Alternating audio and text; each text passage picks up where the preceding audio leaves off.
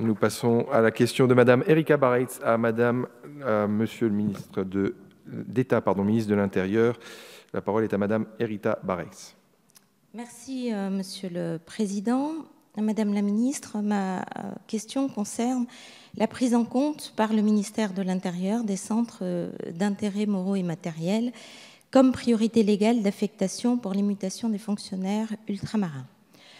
En effet, afin de faciliter le retour des fonctionnaires ultramarins dans leur collectivité d'origine, l'article 85 de la loi Égalité réelle Outre-mer, voté à l'unanimité à l'Assemblée nationale comme au Sénat, ajoute aux priorités statutaires une priorité aux fonctionnaires qui justifient de CIMM dans une des collectivités régies par les articles 73 et 74 de la Constitution.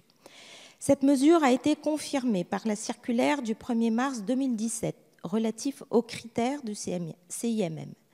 Votre collègue, le ministre de l'Éducation nationale, Jean-Michel Blanquer, reconnaissant des situations, je cite, plus douloureuses pour les ultramarins que dans l'Hexagone, garantissait le 17 janvier dernier que les CIMM étaient pris en compte par l'Éducation nationale concernant les mutations et promettait même, je cite, des améliorations futures et une gestion plus proche du terrain pour un système trop aveugle. Or, nous sommes aujourd'hui régulièrement alertés de problèmes dans la mise en œuvre de ces différentes mesures par le ministère de l'Intérieur et plus particulièrement pour les agents de la police nationale. Le ministère n'a toujours pas procédé à la bonification attendue des points. Il y a donc urgence à ce que la commission technique se réunisse à ce sujet. En effet, en raison des départs en retraite et de la construction du commissariat de Saint-André à l'île de la Réunion, de nombreux postes seront à pourvoir. Les situations de nombreuses familles sont douloureuses. Certains Réunionnais que je rencontre travaillent dans l'Hexagone depuis 10 ans, 15 ans, 17 ans et ne peuvent toujours pas revenir malgré un dossier exemplaire et malgré des postes ouverts. Certains couples vivent à distance depuis de trop longues années. Certains ne vivent pas avec leur père, leur mère, du fait de ces règles absurdes. Un fonctionnaire, Madame la Ministre, ayant une vie familiale apaisée, sera plus épanoui dans la réalisation du service public. Il est donc dans l'intérêt de ce service public que les fonctionnaires ultramarins puissent revenir dans leur collectivité d'origine. Il est donc urgent et nécessaire que le ministère de l'Intérieur tienne pleinement compte des CIMM dans sa politique de mobilité. Et sur cette question, Madame la Ministre, j'aimerais avoir votre point de vue. Merci. Merci beaucoup. La parole est à Madame Jacqueline Gourault, ministre auprès du ministre d'État, ministre de l'Intérieur. Merci, Monsieur le Président, Mesdames et Messieurs les députés, Madame la députée Erika Bareitz.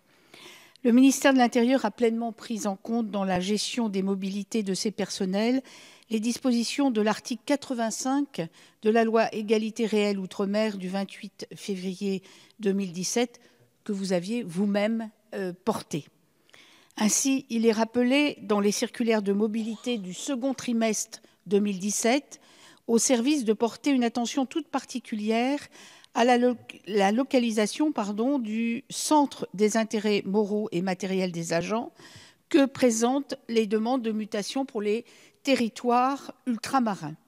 La mobilité des personnels administratifs et techniques n'est pas régie par un système de points, mais par une étude qualitative des dossiers qui prend en compte tout à la fois l'adéquation profil-poste, mais aussi les situations personnelles de chaque agent.